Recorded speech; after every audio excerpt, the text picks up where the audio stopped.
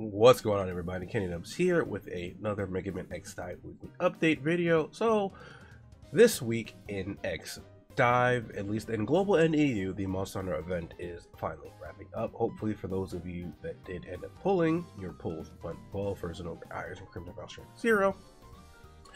So let's take a look at what's going to happen this week in X Dive. As we can see here, the Fireworks and Lantern Festival bringing free gacha next week. Now, Latam already got week 1 of this, which is kind of weird. Now, the reason I say that's kind of weird is because there were supposed to be 2 units associated with this, and Latam got week 1, I believe, and then they went into Monster Hunter.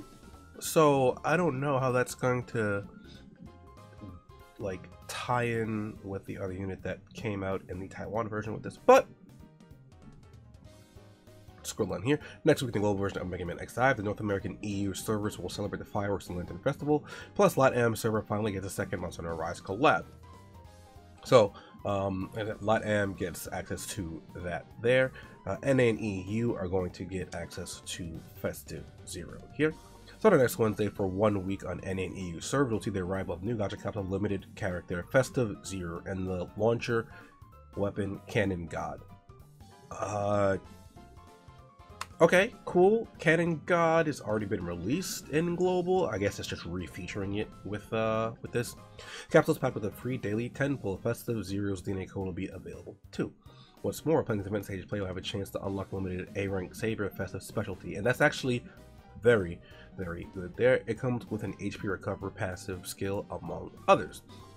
When it comes to the other capsules, players have a chance to activate 2 elemental metal paid capsules. The special character capsule guarantees an S-rank character, and a special weapon capsule guarantees an S-rank weapon. As per usual, I really don't recommend anyone pull on these. They're not really that great.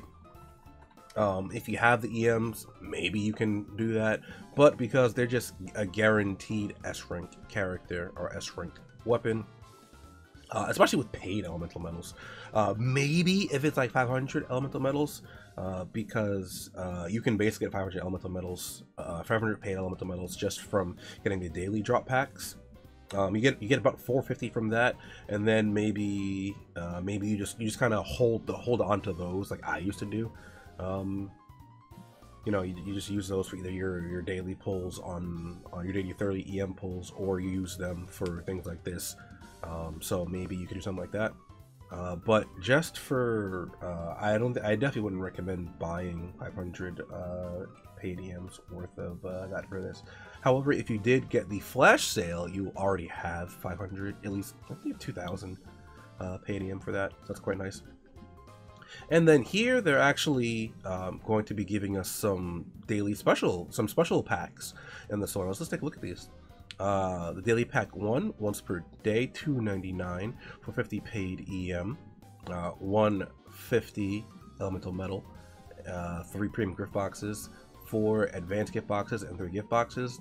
That's actually not that bad compared to what we've been getting. Daily special pack 2, $4.99 once a day, 100 paid elemental metal, 250 elemental metal, 4 premium gift box, 5 advanced gift box, 6 gift box. Again, not too bad considering what we've been getting before. Like, we can see, like, these packs are obviously a big step forward in what we have been getting previously. So here is Super DNA pack, $29.99 for, you can get 3 of these in total. 1,000 character patches, 900 elemental metals, 550 paid EMs, and then 100,000 DNA points. So this one's actually pretty solid as well. Actually, hold on, let me double check something. Okay, so what I went to do is I went back to look at the screenshots I have, because I wanted to actually compare this to this DNA pack to what the special DNA pack that we have, one of them we have currently available, and this one seems a lot better. So the $29.99 one here, 1,000 character patches, 900 elemental metal, 550 paid, 100k DNA points. Sounds okay. Now the screenshot that I'm looking at, actually I might flash it on screen as well, is actually $54.99. It gives you 550 elemental metals, or paid elemental metals, 900 free elemental metals, 100 or 200,000 200,000 DNA points, and 0 character patches. So yeah, these packs are definitely a huge step in the right direction in terms of packs for people that want to end up buying these. Though like I said, I'm no longer spending on global. However, I think this is these packs are definitely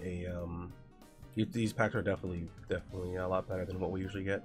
And then for the Supreme Weapon Pack, $54.99, one available in total, 2 Super Liberation Cores, 3,500 Elemental Metals, 1,500 paid Elemental Metals, so 3,500 free Elemental Metals, 1,500 paid Elemental Metals, 5,000 Proficiency Memories, and then 50 Weapons EXP Program 4. I don't really like this one. Personally, I'm just not really a fan of like the weapon packs at all. I don't think this value is too bad, especially if you're already kind of in like the whale territory. This is already a lot better than the packs we typically get as it is. So I could definitely see people like leaning towards this pack, but this one I like the least out of the packs we have currently available. Don't get me wrong, there's some good things, you know, like the Super Liberation Cores, those are very, very nice to have. The Elemental Metal value seems to be solid, as well as if you take a look at the Super DNA pack. There's a lot more Elemental Metal. There's more than double the Elemental Metal here, and it's less than double the price. So there's definitely the value is definitely there. Like I said, I'm just not really a fan of that one. But coming all the way down here, Latam is getting the second half of the Monster Hunter Rise event. First up, Zenogre Iris. In the first week, Crimson Valstock 0 in the second week, just like we had on the NAE servers. 1 free pool is going to be available each capsule. The stage is going to be here as well. Urgent support needed at Shrine Ruins. So you can fight Chameleon's Chameleon in order to get the crafting materials, later craft the exclusive collab card. Challenge Master at Sushi for the Kimura tickets. The Relentless Hunter event that rewards you with some neat memories as ultimate. Okay, actually no, that one, don't worry about that one. I've spoken about that one at length and why I don't like that one in a previous video, so I don't want to go into that one here. But yeah, that's the Monster Hunter event there. For those of you playing LATAM, if you have any inquiries about the stage, I already uploaded a video covering that 2 weeks ago, I think, at this point. But yeah, that's it for the global side of the update. All right, that wraps up what we're doing for global here. So we're gonna go take a look at Festive 0 over on my Taiwan account, and then we will watch the trailer for the newest character in the Taiwan version. Alright, here we are taking a look at Festive 0 on my Taiwan account, and it's actually pretty interesting because his highlight intro actually stops the music that's playing on my in the background to play his little intro music. It's pretty cool. Alright, so let's take a look at the splash screen. I actually like that, very, very nice. Okay. Actually, I don't think Zero has like the black highlights on his usual armor, does he? I don't think so. I think that's something different for Festive 0. Anyway, let's take a look at the skills real quick for the preview. I'm probably going to butcher the names for these two moves, but Hyo Ryoshu, I think, converts energy into frost in an upward spiraling attack, causing 150% attack damage to targets along the path and inflicting slow. Not bad. So let's take a look at the modifier chips. Preventive shield, gain preventive shield when you use this attack directly from all negative statuses. Again, personally, I don't like that wording because some things ignore preventive shield, so it's not all negative statuses anymore. Armor protection, activating skill, you get a defense enhancement status, which decreases damage received by 50%. Wow, that's actually amazing. 50% damage reduction. Wow, that's huge. And then restriction off when hitting a target, there's a chance you'll be able to use it again. I don't really like that one all that much. I think this one, these two are going to be the one to use most of the time. Depending on the chance of the triggering, maybe. But I think these two are just better for that. Next up, we have Suenbu. Launch a fan to deal 120% attack damage to all targets in this path. Once the fan penetrates a target, its damage will be reduced to 25%. Return to your location after traveling a specific distance and can go through landscapes and barriers. That's pretty cool. That it can go through landscapes and barriers. So, you know, I like that. Harden, increase damage penetration by 40%. That's not too bad. Overall, I don't think they'll use that all that often. Ammunition expansion, increase the number of shots by 1. That one I like. That just means more potential damage for you to deal. Then we have power increase. Increase the damage rate 15%, but run it is incapable of penetrating the target. Not really sure how I feel about that one either. I think I like this one more. Because this, with the penetration, you also get a little bit extra damage on the return path. 15% more damage. I'd have to do math to see if that's more than this plus this, assuming that it penetrates a target and then returns through the same target, roughly. But anyway, let's take a look at the passive skills. The prep time for skill 1 is reduced by 20%. Not bad. Savage Pursuit becomes accelerated after using Suenbu, increasing movement speed by roughly 28%, which is very, very nice as well. We have Melee Mastery, increases damage by 20% when equipping a melee weapon. Shouldn't be surprising for 0. I think these two are on Black 0, ain't they? Usually these are on Black 0, but the movement speed you get is a lot less on this. Target Lock. Locks onto a target that has been hit by Suenbu. When the target is hit again by Suenbu, the attack will deal additional 72% damage. That's not bad. And then Peak of Fervor, I believe, is when your HP falls to 50%, increased damage you deal by 20% and boost the effective times pursuit by 30%. Okay, I don't really like this one all that much, to be honest. I thought it was going to be something a little bit different, but I had an idea that this would probably be something that has an effect based off of being a bit lower on HP, right? Because this is once you're below 50%. Though, maybe this could be okay alongside the fat defense buff you get from that, possibly, but this defense buff can be removed, so even then I don't really like it all that much. We'll take a look at the DNA as well, because I don't know if the DNA will be dropping with Festive 0, but we're going to take a look at it anyway. First up, we have Frigid Breath. Immobility caused by skill 1 cannot be removed and ignores burn of shield. And again, like, see this right here, like, it ignores preventative shield. Like, this is why I don't like the wording on the preventative shields anymore, because things will just ignore preventative shield. But that's just like a minor thing, because I think it's just better for clarity for newer players, as in general actually. Flying Swallow dramatically increase the range of Suenbu by 250% and increase its flight speed by 31.25%. Okay, that one's not bad. Increasing the ranges of projectiles is always great, especially one that can pierce terrain and the likes. And the flight speed is nice as well. Then we have Flamboyant Dancing. The damage bonus from Peak of Fervor is increased by 20%. We hit a locked on target. Increase the damage by... Okay, yeah. And when you hit a locked target, increase damage deal by 20%. Okay, sure, it's alright, I guess. And then for the unique recombined DNA, we have Accelerate Echo. When you are in Accelerate damage, reduce damage you take by 8%. I don't really like this here. Yeah, you do get control of your speed buff, but you don't inherently have a lot of defensive capabilities.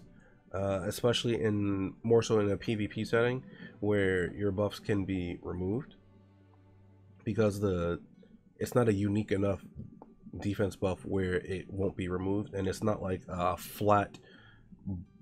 It's not like a flat thing that'll just be in effect just for you simply existing, like on other characters like double adaptability or something to that effect, you know. So I don't really like it all that much.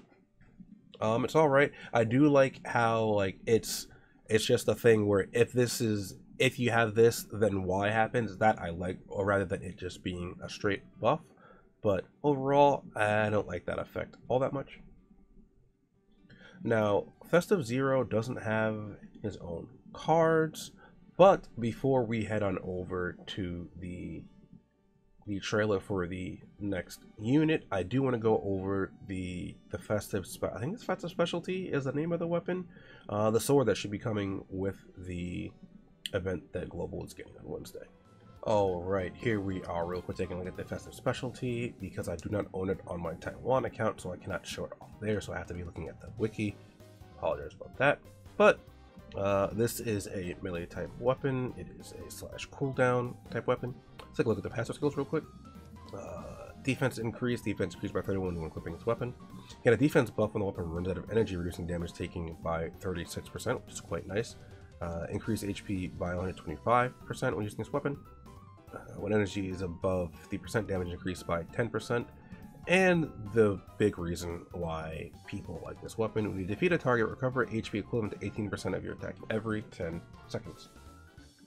And this is really, really nice because this gives you essentially a baton-like effect on the weapon. The problem is this is a limited time weapon, limited to the Festive event. So outside the Festive event, you cannot get this, but it is quite nice. Downside, it is an A rank weapon, so you don't get the 5th passive there, but the healing is very, very nice and will be helpful in things like Jakob's, or maybe, you know, some maybe just generic PvE content that you might be struggling with, or you just might just want to throw it on in general, just as kind of like a little safety net, you know. Like, this is just nice for things like Jakob, where swords or sword damage is increased, or melee damage is increased, and then this also allows you to have some healing as well. So that's why people like this weapon. Other than that, it's okay. It's you know, it's a nice squid on a stick. But yeah, that's it for the weapon. So now we're going to go take a look at the trailer for the next collab unit in the Taiwan version.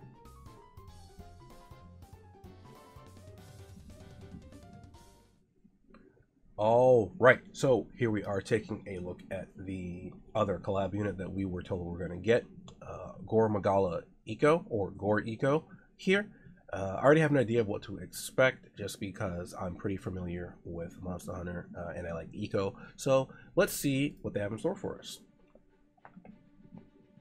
I wasn't too big on Shigaru X initially, but now that I have him, I like him a lot more. Let me turn the volume down a little bit more. I like the intro for this off the bat. I also really like the armor on iCO. Not necessarily because it's fan servicey, but I really like how they have they add the wings for this. For those people that don't know, one of my favorite armors in Monster Hunter is the Fatalis armor, and it has wings on it. So first up, we have Clumsy Kiss. Figuring out the friendly shot that ignores terrain and tracking target. Okay, why is it called Clumsy Kiss? Okay, well, whatever. Jealous Hug. After hitting the target, it will cause target to slow down and become immobile. Okay. I don't know how I feel about this. Calamity Force Field running himself here, dealing damage, hitting a target, cause weakened defense state. I'm not sure about the names for the skills at all. But let's see. iCO has a shield associated with her as well. And like, she has a damaging aura. Yeah, I don't really... the skills are kinda... The names are kinda Monka-esque. Like Clumsy Kiss, I'm like, okay. Jealous Hug... that one I'll kinda give them, like, cause iCO did mention in the previous Monster Hunter event collaboration that she was upset that Rico didn't get her materialized in armor for her. So I was like, okay, I can kind of give you the, but like Jealous Hug, like, why Jealous Hug? Right? Like, I don't like Jealous. Sure, I'll give you that, but then Jealous Hug, I'm not. I'm still gonna pull for her because I like Monster Hunter and I like iCO. So even I pull for her even then, and hopefully she will be a nice unit for me to get use out of as well. She does look pretty interesting. But yeah, like I said, I'm a fan of Monster Hunter, so I will definitely be pulling for her. Hopefully I don't have to go too deep on her, and hopefully after that we will stop getting limited units, because I believe it's been just about more than 5 months at this point, or close to 5 months, since we last got a non-limited unit. And we could use some more units. There's a lot of units they can get in the Mech-Man universe that I would definitely even consider pulling for. Heck, even if they make them, I'm gonna hate to say it, but even if they make them like semi-limited units, where if they return frequently, like Base Cross Mega Man, and if they do more units like that, I'd be like, I would like those a lot more than the seasonal units, to be honest. But that's just me personally. Realistically, I just want like more A rank and lower units, or even more general pull units in general. We have so many to pick from, but I digress. That's not what you're here for. Let me know what you guys think down below about the stuff that's coming up this week in X Dive, what you're looking forward to, if you're looking forward to anything at all, that is, and I will catch you guys next time. Later.